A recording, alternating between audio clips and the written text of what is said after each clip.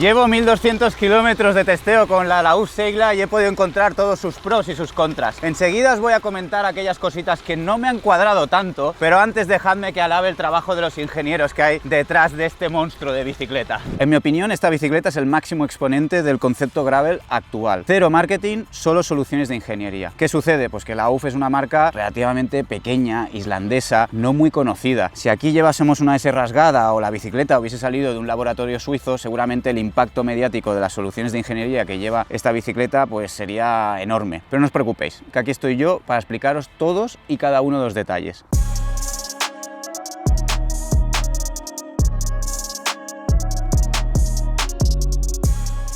Bueno, esta review tenemos que empezarla sí o sí por la horquilla, tratándose de Lauf, que es una marca que se introdujo en el mercado hace ya muchísimos años como fabricante precisamente de horquillas. El tema de fabricar bicicletas es relativamente nuevo para ellos. Aquí lo que tenemos es una grid de tercera generación, hasta 30 milímetros de recorrido gracias a la flexión de las 12 láminas de fibra de vidrio que componen la parte móvil, la parte flexible de esta horquilla. Tiene varios pros y varios contras, son tantos que, si me permitís, voy a leerlos porque los tengo todos aquí apuntados, ¿no? Un poco lo que he podido ir encontrando sobre el camino a lo largo de todo este testeo. No requiere mantenimiento, la absorción es tremendamente progresiva, esto es algo que me ha gustado mucho, ¿no? Como va leyendo el terreno y llega a un punto que al final de esos 30 milímetros se pone más dura la flexión para evitar precisamente el bottoming, ¿no? Lo que sería el hacer tope que conocemos nosotros. Lee el terreno a alta velocidad de manera increíble, la verdad es que sí, todas esas ondulaciones las va como navegando, digamos, ¿no? Esas ondulaciones que encontramos en las pistas.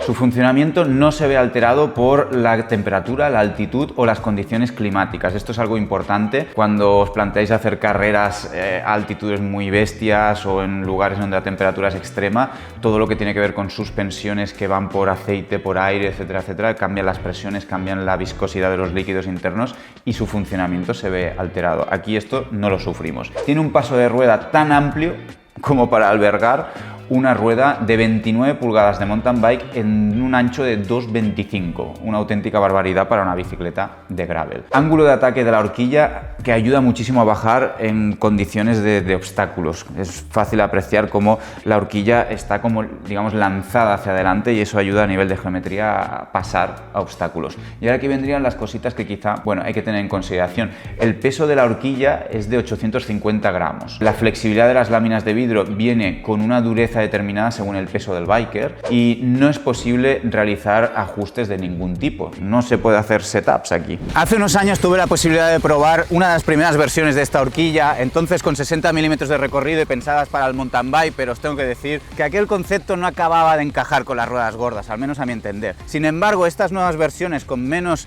recorrido y adaptadas al gravel son pura crema, tienen muchísimos beneficios. Para empezar, es obvio, podemos absorber las irregularidades del terreno. Luego, nos dan mucha más seguridad a la hora de bajar por zonas rápidas o técnicas. Y por supuesto, el ángulo de ataque de la horquilla es más lanzado y por lo tanto ayuda a pasar obstáculos que podamos encontrar en el camino. Y el más importante de todos para mí es que le restamos responsabilidad al neumático a la hora de absorber las irregularidades del terreno. Como ya tenemos amortiguación, podemos subir las presiones de los neumáticos y de esta manera lo que conseguimos es reducir el riesgo de pinchazo o desllantado. Ahora bien, hay un contra importante a tener en consideración y es que al no tener bloqueo en la suspensión, en el momento que sprintamos de pie sobre la bicicleta con mucha potencia, la horquilla rebota y esto nos hace perder tracción en la rueda delantera y vatios en el sprint. En mi opinión, los pros que aporta esta horquilla son muy superiores a los contras para un usuario promedio como puedo ser yo o puedes ser tú. Me he encontrado muchas más veces en una situación en la que en una bajada rápida me he sentido más seguro gracias a ese pequeña amortiguación que tenemos o al hecho de llevar 120 kilómetros encima de la bicicleta y no haber acumulado fatiga en toda la parte de la espalda del tren superior, que lo que haya podido perder en algún sprint que haya hecho así en algún pique con algún compañero. Puedo comprender que el tema del sprint sea algo determinante para un corredor profesional que se dedica al gravel, pues como os digo, de manera profesional, pero bueno, para eso Lauf ya vende esta misma bicicleta, la Seigla, con una horquilla tradicional completamente rígida.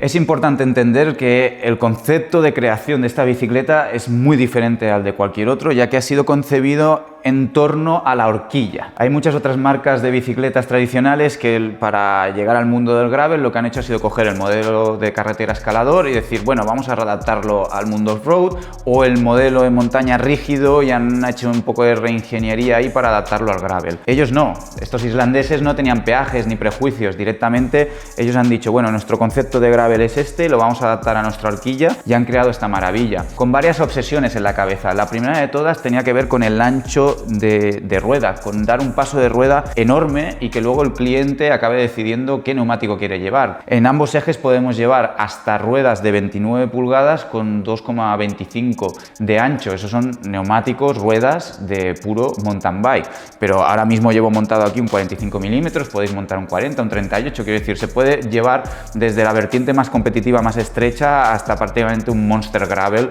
que es una bicicleta ya casi de mountain bike. Para conseguirlo, sobre todo lo que tenía que ver con la ingeniería del eje trasero para dar ese paso de rueda tan bestia, han tenido que pensar en introducir una caja de pedalier de carretera, no de montaña. Y además se han tenido que centrar 100% en la opción de monoplato, ya que esta bicicleta, para conseguir ese paso de rueda tan ancho en la parte trasera, tiene que descartar por completo la utilización de doble plato y desviador delantero.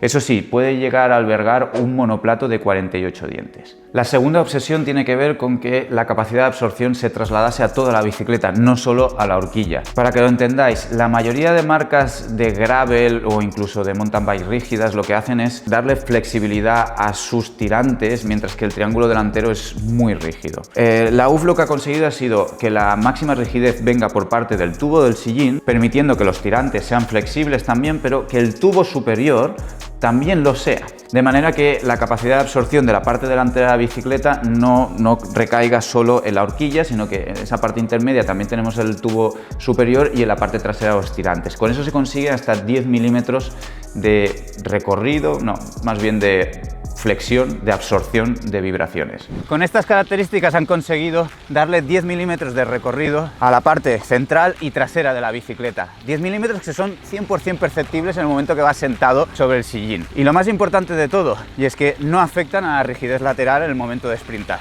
Bueno, ahora ya tenemos los datos, sabemos la teoría, pero ¿qué tal se maneja en el mundo real esta bicicleta? En llano esta bicicleta es un auténtico misil, porque entre otras cosas te permite llevar la posición aerodinámica con los codos bien apoyados en el manillar, sin miedo a que sufras un salto por culpa de un bote del terreno de montaña. Esto con una horquilla completamente rígida sería incluso peligroso en algunos puntos, ¿no? Según cómo esté el terreno, porque ya os digo que te puedes llevar el golpe directamente en los brazos. Aquí no, aquí vas completamente acoplado y la horquilla va leyendo el terreno. Subiendo, sentado sobre el sillín, la tracción de rueda trasera es extraordinaria y además el ángulo del tubo del sillín está muy logrado, de manera que sacas el máximo partido a la potencia de los cuádriceps. Y bajando, pues es una bicicleta que tiene relativa poca distancia entre ejes y permite ratonear muy bien, además del extra de confianza que te da ese poquito de suspensión. Ahora bien, hay que tener siempre en consideración que respecto a una bicicleta con una horquilla rígida 100% tradicional, pues ese sprint en asfalto a máxima potencia se va a sentir inferior por esa pérdida de vatios que vamos a tener.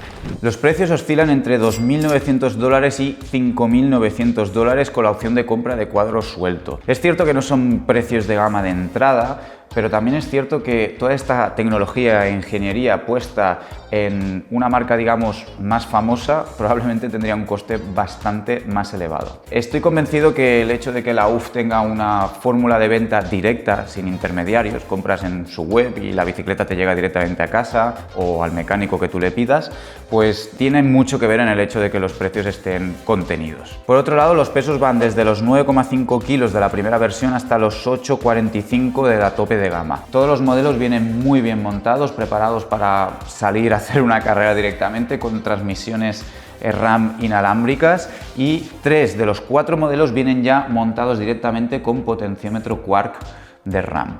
Otros detalles extras que tenemos que tener en consideración son los anclajes que llevan la barra superior para instalar un portaherramientas o algo parecido, o en la parte delantera de la caja de pedalier, donde también podemos instalar un portabidones extra. Luego os puedo decir que la caja de pedalier exactamente es una RAM DAP BSA 73, que es un tanto exótica, y la tija del sillín es una 27.2. tradicional, compatible con la inmensa mayoría de tijas del mercado. Importante mencionar que por el momento no es posible instalar una tija telescópica, al menos de manera tradicional, con todo el cableado por dentro, ya que parece ser que el cuadro no viene preparado para ello. Es posible elegir entre diferentes colores, algunos de ellos tienen un coste extra y yo la verdad es que me enamoré completamente de este rosa chillón. Conclusión, la Seigla es una bicicleta de competición de gravel 100% que permite un uso un poquito más versátil gracias a los pasos de rueda anchos, a los anclajes que tiene tanto aquí arriba como abajo y sobre todo a la capacidad de absorción del cuadro y de la horquilla. Hay algunos puntos negativos como el hecho de la falta de integración del cableado interno en la parte delantera o lo que ya os he comentado de la horquilla a la hora de sprintar, pero la verdad es que quedan como puras anécdotas en el momento que los comparamos con el buen comportamiento global de la bicicleta y lo que es la adaptación al concepto de gravel rápido que tenemos hoy en día. En mi opinión es una compra maestra por dos motivos: uno, funcionamiento, y dos, exotismo. Exotismo a nivel de ingeniería y exotismo a nivel de que va a ser muy complicado que coincidas con un compañero de grupeta que lleve exactamente la misma montura, porque de estas se ven pocas. Ahora bien, el tema estético os lo dejo a vuestra opinión, dejadlo por favor en comentarios y también del 1 al 10 qué nota le dais al global de la bicicleta. En fin, espero que os haya gustado mucho el vídeo. Si es así, pegarle un like muy grande, darle al botón de suscribir y compartirlo con todos vuestros amigos graveleros. Y ya sabéis, sed muy felices y nos vemos próximamente. Por aquí no vamos a parar de subir vídeos. Chao, chao.